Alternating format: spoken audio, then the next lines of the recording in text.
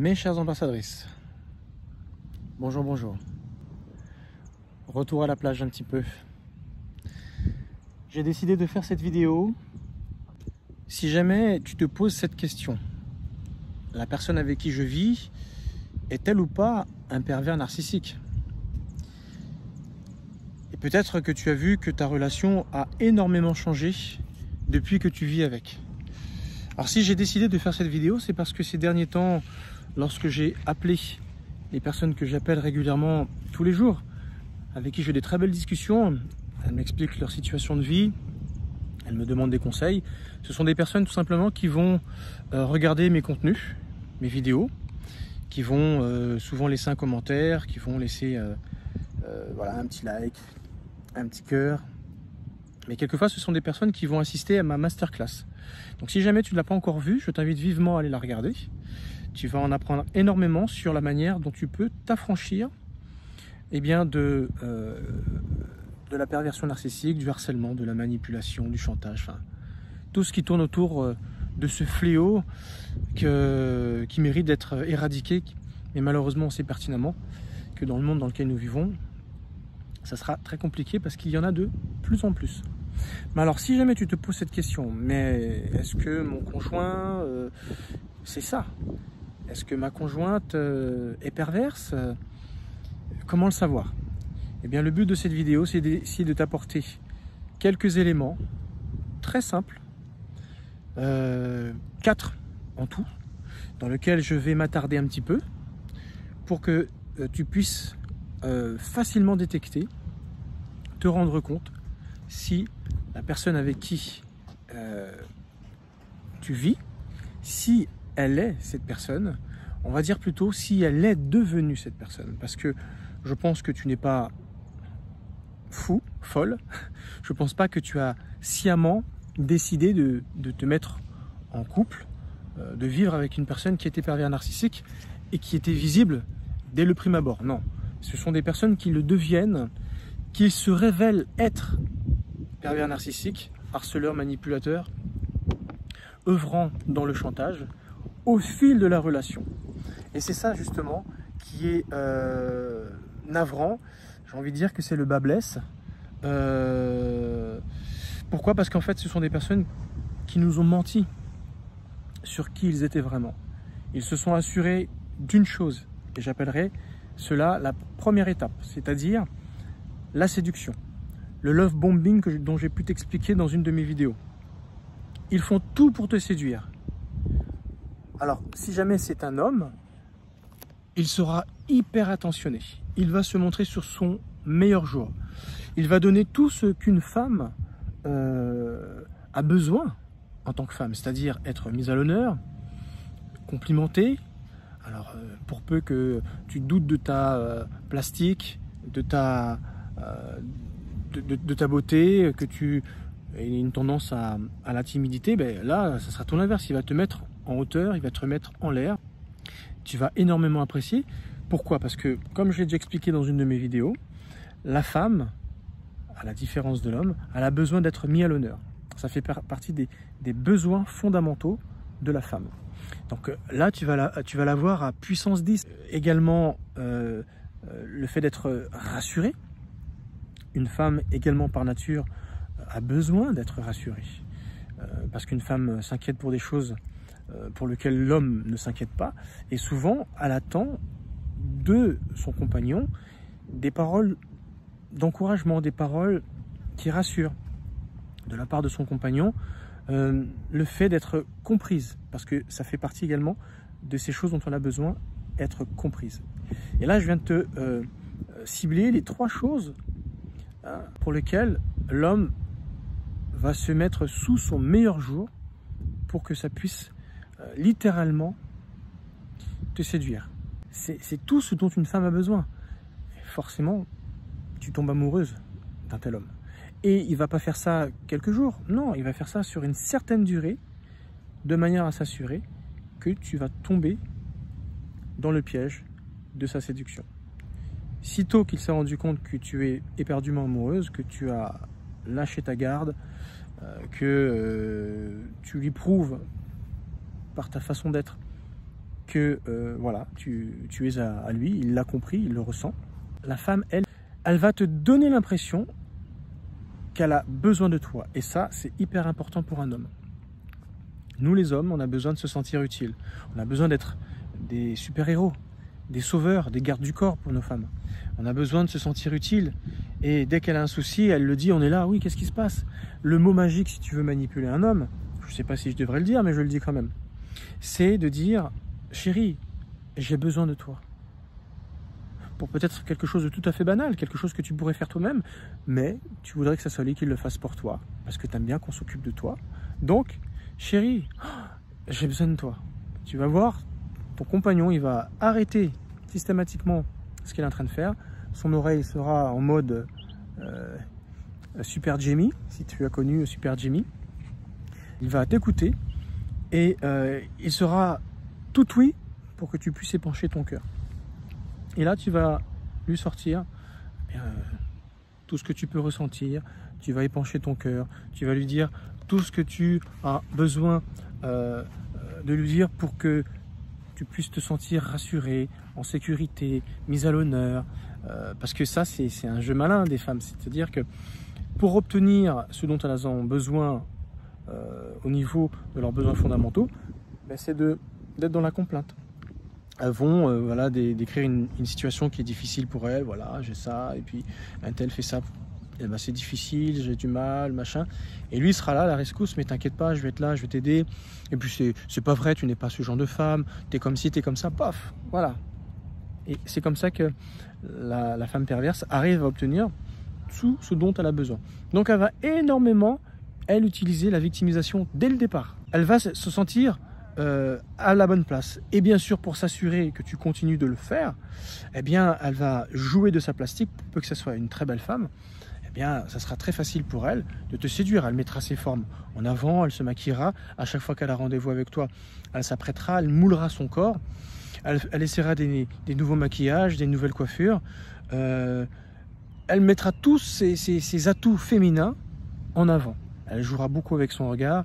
Elle te papouillera. Elle te pètera les boutons, les points noirs. Elle sera collée à toi H24 dès que tu seras avec elle. Elle te demandera toujours que tu la prennes dans tes bras, etc., etc. C'est comme ça qu'elle va te séduire. Ça, c'est le côté féminin. Sitôt que cette phase-là est passée, c'est la victimisation. Alors, cette fois-ci, je reviens à l'homme.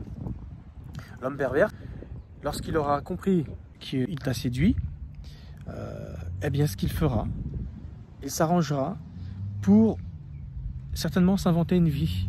Alors c'est peut-être vrai, mais il va tellement l'enjoliver, il va tellement en rajouter que ça deviendra un mensonge. Il va se faire passer pour une victime, voilà, ses parents se sont pas trop occupés de lui quand il était jeune, il est en carence affective, il a besoin du coup que tu sois comme ci ou comme ça avec lui. C'est là qu'il va commencer à faire son petit Calimero, que peut-être il a été abusé sexuellement, il va peut-être s'inventer une vie qui n'est pas vraie. Voilà, il va faire sa pleureuse. Forcément, tu vas être touché, tu vas devenir une maman pour lui. Et tu vas commencer à avoir une certaine attention. Et c'est ça dont tu as besoin. Après avoir donné tout ce qu'une femme aime et s'assurer que tu sois séduite, et bien à ce moment-là, au fait, je t'ai pas dit, mais tu sais, il m'est arrivé ça, mon frère ceci, ma soeur cela, mon père, ma mère, enfin voilà. Il va te décrire une scène qui fait que, oh, mais je suis là pour toi, et paf, victimisation qui fonctionne très bien. J'ai envie de te dire, si le pervers a toujours ces choses, c'est une relation qui peut fonctionner de merveille. Il continue d'alimenter comme quoi il est une victime, il continue de te donner ce dont tu as besoin, donc du coup, ça va être un échange parfait. Mais le problème, c'est que ça ne s'arrête pas là. Ça ne sera jamais assez. Et il est là le point d'orgue, la limite de la relation avec un pervers ou une perverse, c'est que c'est jamais assez. Malheureusement, même si tu te décarcasses, tu as donné beaucoup, ils ont toujours besoin de plus. Ce sont des gens insatiables. Même si tu donnes énormément, c'est il ou elle qui passe en premier, tu fais plein de choses pour cette personne, ça ne lui suffira jamais. Et c'est là, en fait, qu'ils se perdent. C'est là leur point faible. Et c'est là qu'il faut être très, très, très vigilant. Si jamais la femme, parce que là j'ai parlé de l'homme, dans sa manière de se victimiser, mais elle, la femme, c'est à peu près dès le départ qu'elle va utiliser la séduction plastique, physique, voire vérifier si dans ton regard, tu es attiré par sa plastique, en tout cas tu n'es pas insensible à ce qu'elle met en avant. Si elle se rend compte de ça, parce que chez la femme, c'est par ça que les choses souvent commencent dans la séduction, c'est dans les jeux de regard.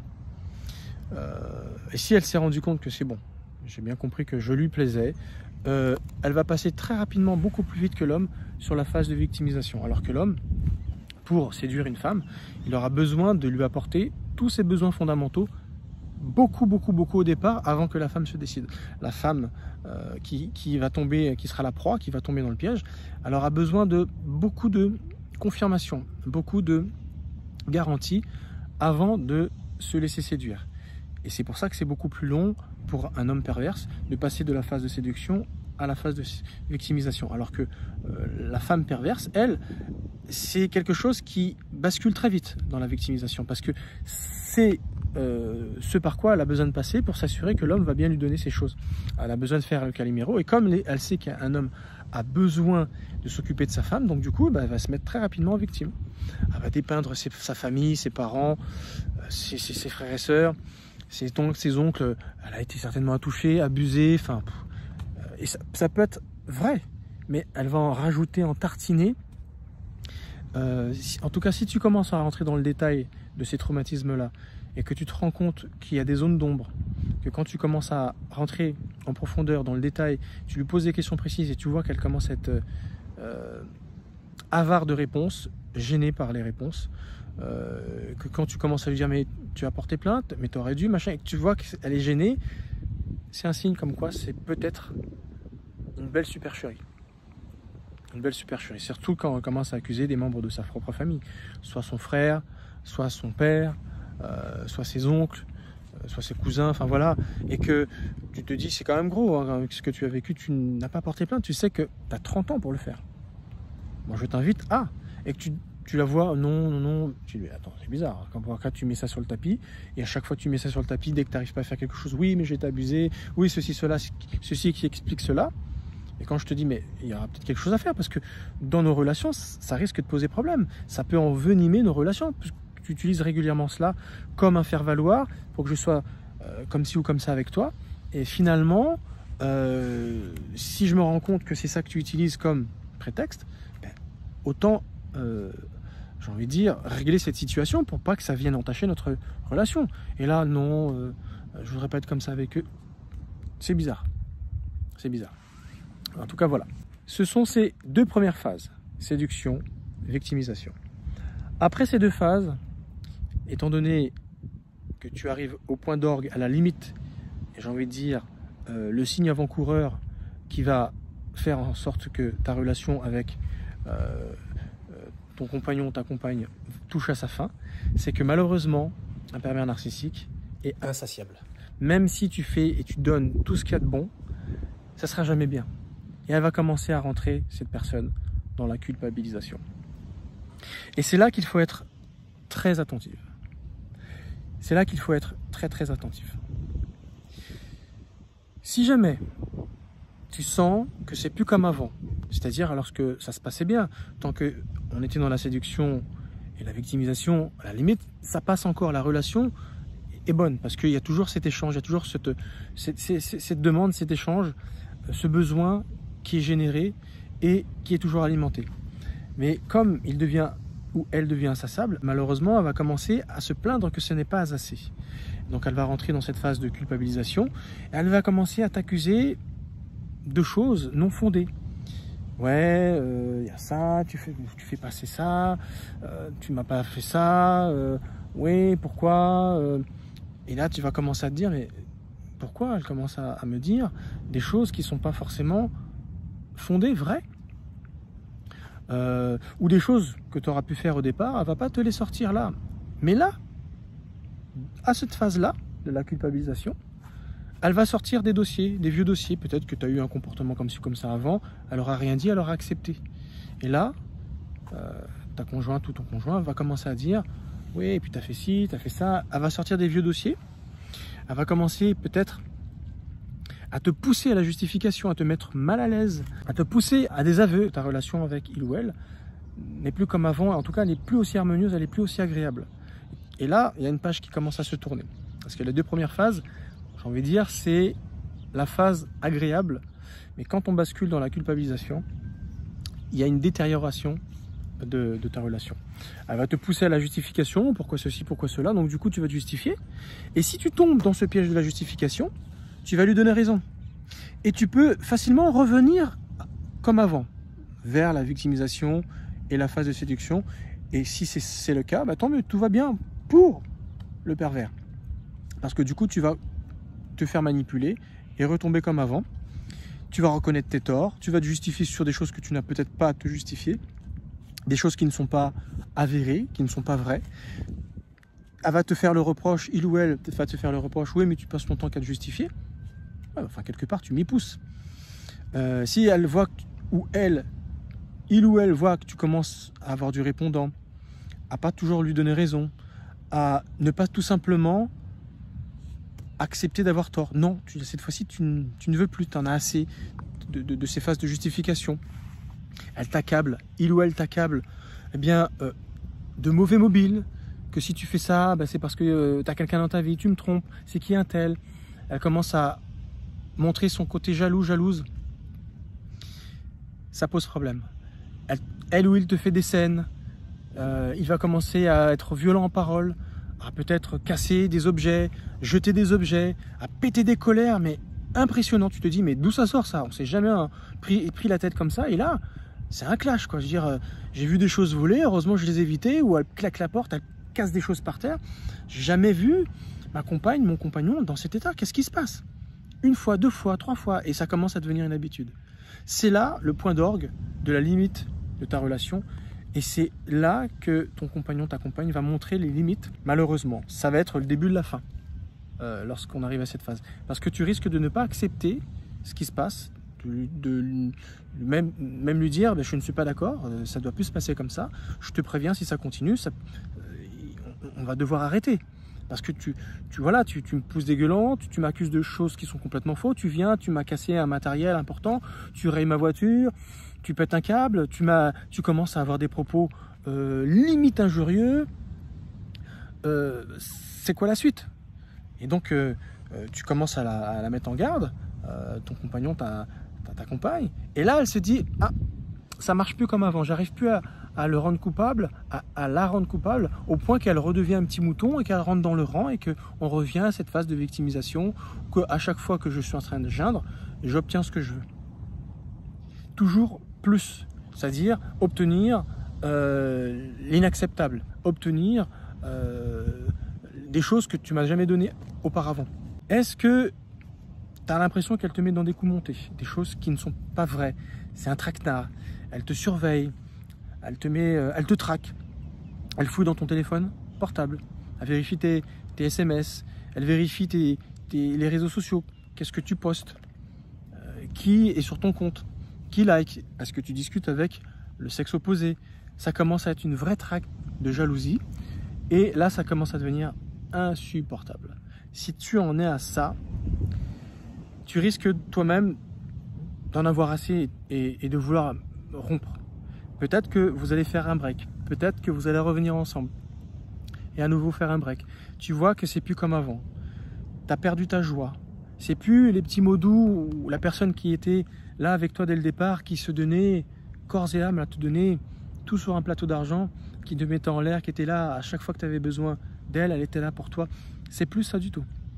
Parce que, je viens de te dire, le point d'orgue est passé, la limite. L'insatiabilité est la limite. Le fait qu'elle ne soit jamais contente de ce qu'elle a et qu'elle veuille pousser le bouchon toujours trop loin, ça arrive à ça, tu vois. Et c'est là que va commencer cette phase de destruction. La dernière étape. Si les insultes commencent, des colères incontrôlées, inacceptables, ou là tu reçois carrément des objets sur toi. Elle commence à parler de toi, cette personne, à l'extérieur, en te dépeignant d'une certaine façon. Insultes, réguliers, quand elle pète un câble, pour lequel elle ne se justifiera pas. Elle ne va pas s'excuser non plus. C'est normal. Dire que c'est à cause de toi.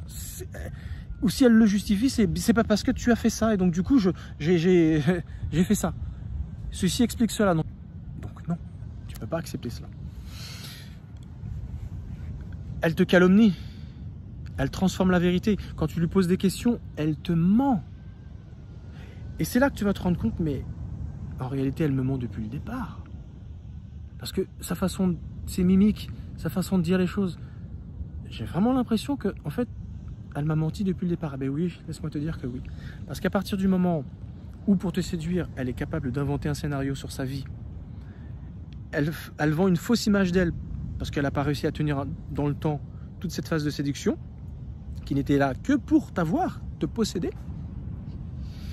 Et sitôt qu'elle savait qu'elle allait t'avoir, quand je dis elle, c'est la personne, hein, c'est il ou elle, quoi qu'il arrive, hein, dans les deux cas, autant homme que femme, à partir du moment où elle a réussi à te posséder, eh bien, elle n'a plus envie de continuer à te donner toutes les bonnes choses qu'elle te donnait. Et donc, diffamation, calomnie, elle va parler de toi à un tel et un tel en te faisant passer pour ce que tu n'es pas. Et c'est ça qui fait mal quand tu vas entendre qu'elle parle de toi à un tel, quand tu vas demander des comptes, elle va transformer ça d'une autre façon. Et tu vas te rendre compte quand tu vas commencer à parler avec les autres, elle va exiger que tu lui dises toutes les discussions que tu as pu avoir avec un tel et un tel, parce qu'elle risque de se faire griller si les autres divulguent ce qu'elle a pu leur dire. C'est là qu'en fait elle va être dévoilée. Son visage, son masque va se dévoiler. Mais je peux t'assurer que le masque, il est déjà plus ou moins dévoilé. Simplement, c'est toi qui n'es pas prêt à accepter un tel personnage. Je dis, mais je me suis mis avec cette personne. Tu te dis, non, ça va aller mieux. Non, c'est pas possible. Surtout si tu lui as fait des enfants. C'est ça qui est pire. Ou si ça fait des années que vous êtes ensemble. C'est encore plus compliqué pour rompre. Mais si ça vient de se faire, vous venez de vous mettre en ménage, vous venez de tout juste vous marier, comme c'est le cas d'une personne avec qui j'ai pu discuter par téléphone, mais c'est quand même une douche froide. Tu te dis, mais en fait, elle m'a menti. Elle m'a menti. Et sur ce fait-là même, tu te dis, mais je continue ou je continue pas? Ça fait mal. Tu te dis, mais si elle l'a fait dès le départ, mais c'est quoi la suite? Surtout que maintenant que je me suis rendu compte comment notre situation s'était envenimée. Est-ce que tu as reçu des coups? Ou est-ce qu'il ou elle frappe à côté? Mais demain, ça sera certainement sur toi. De toute façon, si elle t'envoie des objets sur toi, cette personne, c'est l'équivalent d'un coup. C'est plus souvent les femmes qui font ça que les hommes, parce que souvent les femmes ont moins de force. Mais ceci dit, des petites femmes gringalées de 45 kg peuvent frapper des hommes de 120 kg. Et les hommes ne répondent pas parce qu'ils se disent, mais si je la repousse, je peux la tuer. Je la pousse avec tout mon poids de corps. Je l'envoie valdinguer, elle se cogne et je peux la tuer. Donc du coup, les hommes sont bourrés de bleu par leurs femmes qui ne se gênent pas pour leur donner des coups, qu'ils peuvent encaisser, mais qui laissent quand même des marques, qui laissent quand même des bleus. Alors, si jamais tu te rends compte qu'en plus des coups, il ou elle commence à avoir d'autres fréquentations, flirt. Sur les réseaux sociaux, ce sont des cœurs, ce sont des, on va dire voilà, des likes, des discussions ambiguës où on ne sait pas trop, ils sortent ensemble ou pas, ou c'est des allusions un peu sexuelles, ou un peu on se fréquente pour un rencard. Si on en est à là, c'est la fin. Mais avant de partir, ça risque de prendre peut-être encore un peu de temps, surtout si tu as des enfants, surtout si ça fait des années que vous êtes ensemble. Mais sache une chose, c'est que si ton conjoint ou ta conjointe voit qu'elle n'arrive plus à obtenir ce qu'il cherche chez toi, si c'est il va rester avec toi, mais il aura une double vie, une triple vie. Et à chaque fois, il te fera mener une vie où il vient et il est le roi, il continue, parce qu'un homme est très lâche, surtout s'il a des enfants, il continuera de vouloir être le père, rentrer à la maison, Même si tu ne lui donnes plus ton corps, de toute façon, il ira chercher ce besoin ailleurs, mais il pourra vivre comme ça pendant très longtemps. Par contre, si c'est une femme, généralement une femme, elle préfère une autre relation. Donc elle va faire tout pour détruire cette relation. Elle risque de te tromper pendant la relation, mais elle partira pas parce que c'est pas le bon moment pour partir, surtout si elle a des enfants avec toi. S'il n'y a pas d'enfants, ça sera très rapide. Elle va facilement se mettre en ménage avec quelqu'un d'autre. Elle risque de te tromper, reconnaître son erreur, même peut-être te faire une scène de pleurs parce que voilà, c'est pas bien ce que j'ai fait. Ouais, mais c'est pas grave parce que je vais quand même continuer de le faire. Tu lui dis, mais tu peux plus continuer, il faut que tu arrêtes, on reprend comme avant. Je suis pas sûr si je vais y arriver. Et donc du coup, en réalité, c'est une façon de te faire comprendre, non mais on arrête. C'était l'occasion, pour moi, ma porte de sortie pour te faire comprendre, terminé. Parce qu'elle a compris qu'avec toi, elle n'obtiendrait plus jamais ce que tu lui donnais avant, parce que tu es devenu quelqu'un qui a compris sa façon d'être, et tu oses lui dire, non, tu n'es plus d'accord. Donc comme elle ne peut plus régner comme la petite princesse, la petite reine avec toi, donc du coup, elle décide de rompre la relation. Tu vois, tout ce que je t'ai décrit là, c'est un processus qui se met en place. Ça peut aller très vite, mais sois très très très attentive à tout ce que je viens de te dire. Si dans tout ce que j'ai dit, tu te retrouves, tu te reconnais, c'est une perverse narcissique, c'est un pervers narcissique. Voilà, c'était le but de cette vidéo. Donc j'ai été beaucoup en profondeur pour te donner beaucoup de détails. Et si c'est le cas, j'en suis navré pour toi. Maintenant, il y a un choix pour toi. Soit tu continues de vivre avec, et à ce moment-là, je peux t'aider. Je te dis comment faire face aux personnes qui sont perverses narcissiques. Ou soit tu décides de rompre, mais de le faire avec douceur, étape par étape. Quoi faire si jamais il ou elle s'accroche à toi alors que toi tu as décidé de rompre? Parce que c'est des gens qui vont te pourrir la vie. Pourrir la vie. Ils vont continuer leur travail de sape, de diffamation, de calomnie. Alors s'il doit y avoir un divorce, c'est le divorce qui peut durer des milliers et des cents. La femme, lorsqu'elle est perverse, ça peut durer mais alors des années et des années. Surtout s'il y a des biens en commun. Ça peut durer des années et des années, ça peut être long. Mais accroche-toi. Si c'est l'homme, pareil. Ça peut être très très long. Parce que son but, quoi qu'il arrive, ça sera de te détruire. Le pervers narcissique voudra te détruire. Homme ou femme. Il voudra te mettre à terre. Ce sont des gens qui sont mal intentionnés. Voilà. Et dans tous ces cas, peu importe lequel que tu choisis, tu veux continuer de rester avec, tu veux t'en séparer, mais ça va bien se passer, parce qu'il va comprendre. Mais malgré tout, toi, tu veux t'en affranchir, tu veux plus tomber avec des personnes comme ça plus tard, parce que tu as décidé de te remettre en couple. Je peux t'aider. Ça va mal se passer parce que il ou elle va te faire la vie dure. Je peux t'aider. Tu t'es déjà sorti d'une situation comme cela, mais tu as des séquelles. Et tu as du mal à retrouver l'âme sœur. L'âme sœur cette fois-ci, pas attirer le même type de profil. Également, je peux t'aider. N'hésite pas à aller dans le bonus, en bas de la vidéo. Je t'offre un coaching de 60 minutes à peu près pour faire le point avec toi. Si jamais tu rassembles l'algorithme de ces 3 critères, je peux faire quelque chose pour toi. Tu es plus que motivé pour t'en sortir. Tu as du temps à consacrer à ton développement personnel pour t'en sortir. Et faire des choses que tu n'as jamais faites pour obtenir des résultats que tu n'as jamais eus. Changer littéralement pour ne plus jamais attirer ce genre de profil. Et troisièmement, investir un certain budget sur ta propre personne parce que tu le mérites. Tu mérites de changer, tu mérites qu'on t'aime et qu'on t'apprécie pour ce que tu es vraiment. Et que plus jamais on va piétiner ta dignité, ton identité, et que tu puisses véritablement trouver la bonne personne qui te correspondra et qui respectera tes valeurs, qui respectera toutes ces qualités humaines merveilleuses que tu peux avoir. Je peux t'aider. N'hésite pas à cliquer, de réserver un appel stratégique. Je me ferai un plaisir de t'aider et surtout d'être content de te voir épanoui dans ta vie. Merci de m'avoir suivi. Je te souhaite une très bonne soirée. Je te dis à très bientôt pour la prochaine vidéo. Au revoir.